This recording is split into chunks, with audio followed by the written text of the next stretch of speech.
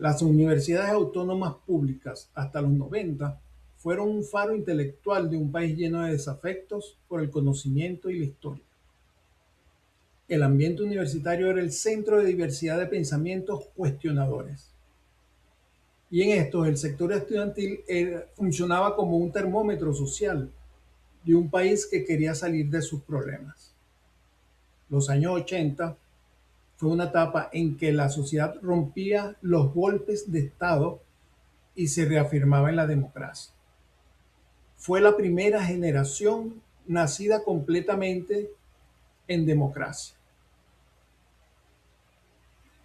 Y en este aspecto quisiera referirme al movimiento estudiantil de esa época, al movimiento estudiantil universitario nacido en la Universidad Central de Venezuela, donde los clichés abundan y uno de estos es que el movimiento 80 era un movimiento de izquierda. El movimiento estudiantil conocido como el movimiento 80 fue la suma de otros movimientos autónomos de diversos colores políticos que se sumaron para acabar con la izquierda estudiantil, porque ya los adecos y los copellanos eran sectores bastante reducidos y que hacían peso solo para la elección de rectores y decanos que llegaban al claustro universitario. El movimiento 80 fue el preámbulo de lo que hoy después se convirtió en el movimiento bolivariano revolucionario 200. Y muchos de los que allí participaron, son o fueron parte de lo que hoy es el país fallido en que nos encontramos. El movimiento 80 no fue todo el movimiento estudiantil. En él se experimentó una democracia directa que después no se pudo repetir a nivel país por una serie de circunstancias que ahora no es el momento de analizar. En lo que a mí concierne, participé activamente en el movimiento 69 de la Facultad de Ciencias y quiero que quede este video como una crónica de lo acontecido para ese entonces y las consecuencias que tuvieron en la vida nacional. Aprovecho para rendir tributo a muchos de aquellos que hasta la vida dieron por hacer nuestro país un mundo mejor. Cuando llego a la universidad en los años 80, el país vivía un momento histórico delicado. El fin del gobierno de Carlos Andrés Pérez, con el crecimiento desmedido de un estado atiborrado de los dólares, productos del aumento vertiginoso de los precios del petróleo. Las universidades se encontraban llenas de jóvenes esperanzados en cumplir sus sueños, pero que al llegar a ella, muchos de estos sueños desaparecían por su propio peso. De cada 100 estudiantes que comenzaban el primer grado de primaria, solo se graduaban 3 en la universidad. Con esto en cuenta podemos percatarnos de la situación que se vivía. Casi todas las facultades y escuelas estaban trabajando por encima de su capacidad nominal. Las diferencias académicas entre la educación privada y la pública iban en aumento, o lo que también se pudiera llamar círculos de excelencia contra los círculos de mediocridad, ya que habían algunos liceos públicos que cumplían con rangos de excelencia.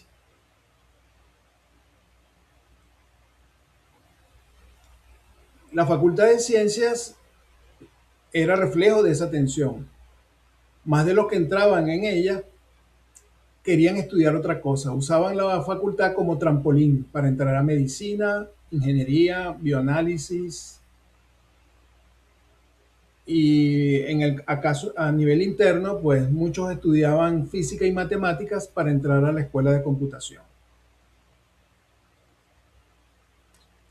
Las ciencias básicas no ofrecían un futuro muy prometedor económicamente, aunque sí pudieran dar una vida decente como profesor, más no muy holgada. Cuando llegan las primeras elecciones estudiantiles en las que participé, nos llegó una invitación a una asamblea para discutir sobre estas mismas. El objetivo de esa asamblea era formar una plancha única y que de esta asamblea salieran los miembros de esta plancha para que todos, en el momento de las elecciones, votáramos por ella. Los estudiantes de física teníamos un local que era el alma del estudiantado. Eran como una sala de lectura y biblioteca para todos nosotros. Pero este local era la sede del centro de estudiantes. Y si queríamos mantenerlo como tal, teníamos que votar todos por la plancha única que se elaboraría en esa asamblea, ya que si llegaba algún partido político, nos iba a desplazar del local. Esta fue mi primera experiencia política estudiantil, una experiencia de democracia directa que pocas veces se podía dar en la universidad, salvo por el limitado número de estudiantes que siempre tuvo esa escuela.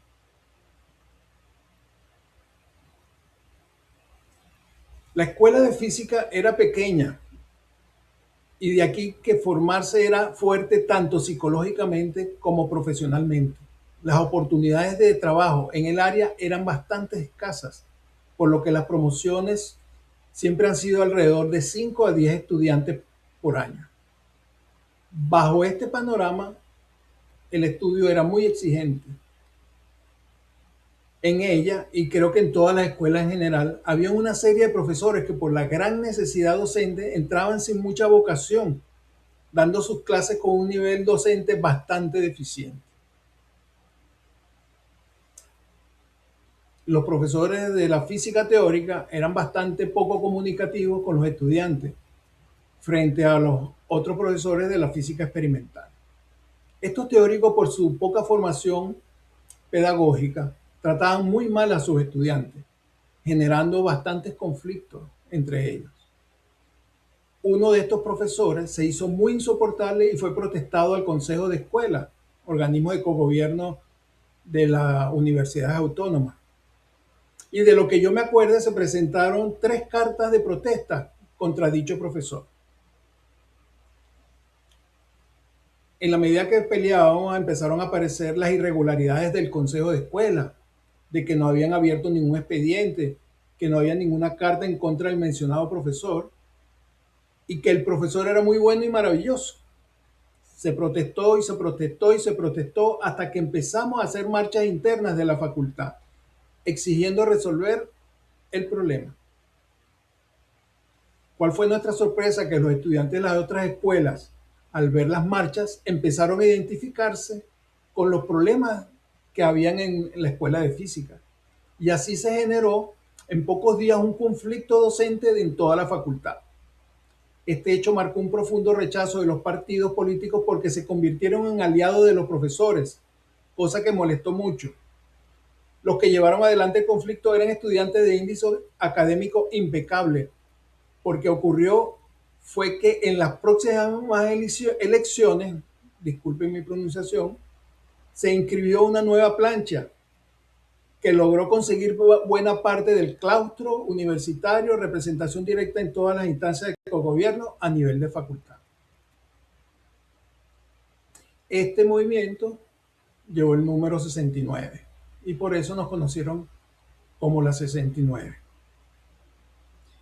Pero dentro del proceso electoral se tenía que inscribir las planchas en la respectiva comisión de la Universidad Central de Venezuela, que quedaba en la Quinta Selenia de la Floresta. En el día de la inscripción se formaba una enorme cola de todas las planchas a inscribirse de la facultad y escuela de toda la universidad. Siendo esta cola el primer contacto que tuvimos todos los sectores contrarios a los partidos políticos de aquel entonces. Si se pudiera decir cuál fue el momento del nacimiento del movimiento estudiantil universitario de los años 80, podríamos considerar lo que fue en esa cola. Porque ese fue el fruto, después de ese contacto, nos cruzamos la- la- las informaciones, las coordenadas para ubicarnos y hacer una pronta reunión. En todas las escuelas y facultades ganaron representantes estos movimientos independientes, lo que marcó un inicio de la desaparición del MAS y del MIR de todas las instancias de cogobierno y centros estudiantiles. Después de esta reunión, después de estas elecciones, perdón, se realizaron muchas reuniones de los líderes de estos movimientos para conformar uno más grande. Lo que podemos destacar aquí es que el movimiento estudiantil no era homogéneo. Habían surgido de planchas independientes por diferentes circunstancias, las cuales rechazaban las prácticas partidistas. En algunas, si había alguna participación indirecta de los partidos, nunca se atrevieron a presentarse como tal, pues sabían el amplio rechazo que en el estudiantado tenían.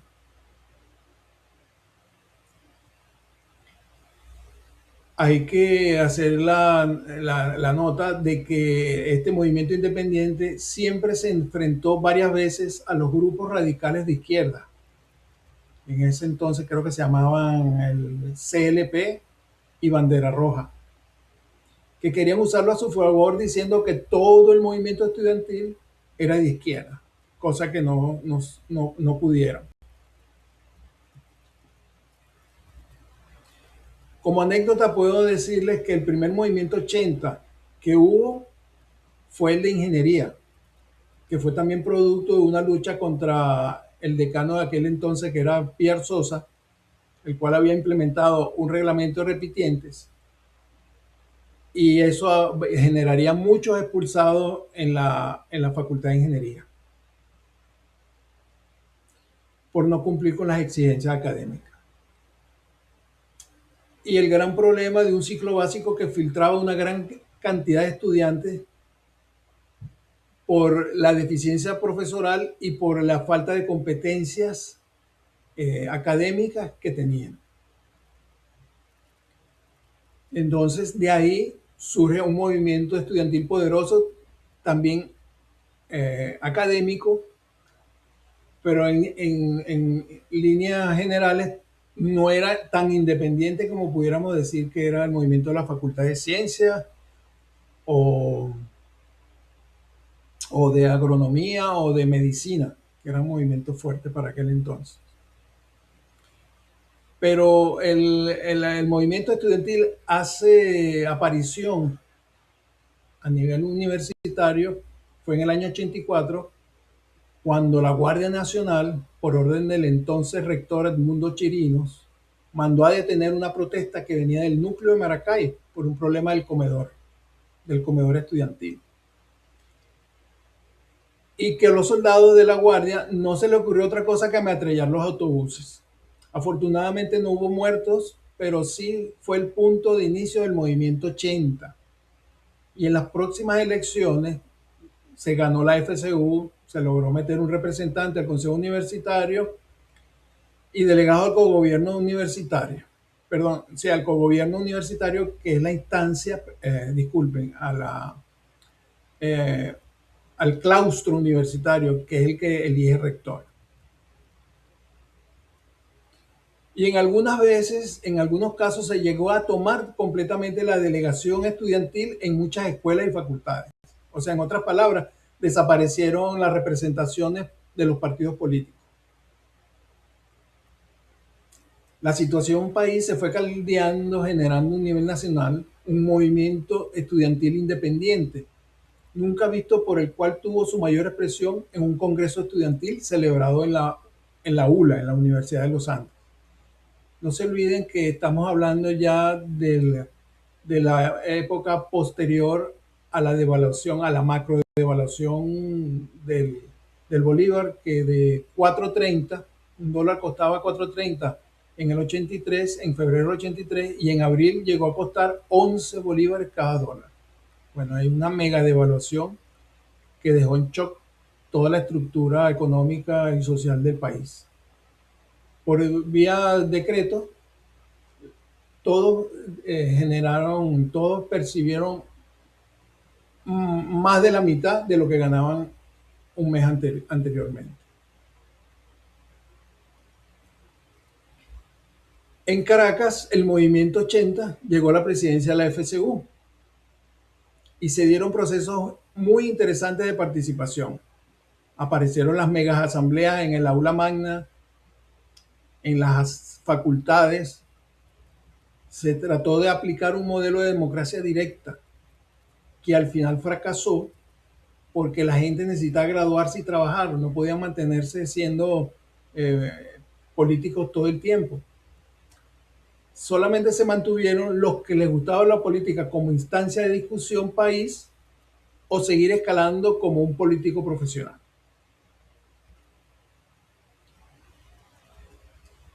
A las siguientes elecciones llegó a la presidencia de la FCU un estudiante de física, colega y amigo mío, compañero de mucha aventura. Me refiero a Bernardo Ancidei. Pero en vista en los roces políticos compartidos y personalidades de la vida nacional, se perdieron de vista los objetivos que habíamos trazado en desarrollar un modelo de democracia directa, y que fue absorbido por los partidos políticos de la época. Y aquí, en este momento, por diferencia en cómo se estaban haciendo las cosas, me separé de esta lucha política y, bueno, colorín colorado, hasta aquí llegué yo en la participación universitaria. Como epílogo, podemos decir que las siguientes elecciones estudiantiles las ganó Jorge Rodríguez como militante de bandera roja dentro del movimiento 80, lo cual dio por concluido este movimiento de corte gremial que terminó siendo usado por la izquierda recalcitrante. A nivel interno se demostró a la sociedad venezolana que se podía hacer política de otra manera. Fue la época del inicio de la escuela de vecinos, de las ONG, de las luchas ecológicas, del ambiente, de la atención de la pobreza, de las fundaciones, porque en Venezuela el modelo democrático había o empezaba a colapsar el clientelismo político.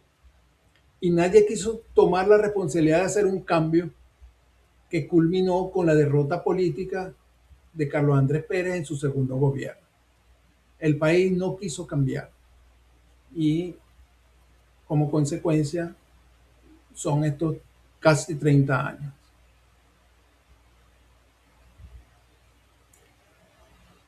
Lo más importante es que en muchos de estos movimientos se aplicó una democracia directa a través de las asambleas. Cualquier decisión que tuviera que ver con los estudiantes eran decididas en mega asambleas. Muchas veces el problema de esto es que retrasa la velocidad de respuesta y muchas veces llegan estudiantes nuevos y hay que explicarles todo el proceso porque no entienden de qué estamos hablando. Eso fue muy, muy grave. Además de que los partidos empezaron a sabotearla para evitar que fuera una instancia de poder consolidada. Y así se fue, se fue debilitando el modelo. Con este reinicio del movimiento estudiantil dio la oportunidad de reorganizar a la izquierda extremista y que después pasó a ser parte del chavismo. Muchos de estos cuadros formados en este proceso fueron detenidos en el Caracazo y en el intento del golpe del 92. Y hoy en día los más radicales siguen apoyando lo que se llama el proceso. Muchos de nosotros colaboramos de buena fe con la llegada de Chávez, no, pero abandonaron casi desde el principio por cómo iban derivando todo hacia una dictadura pura y dura.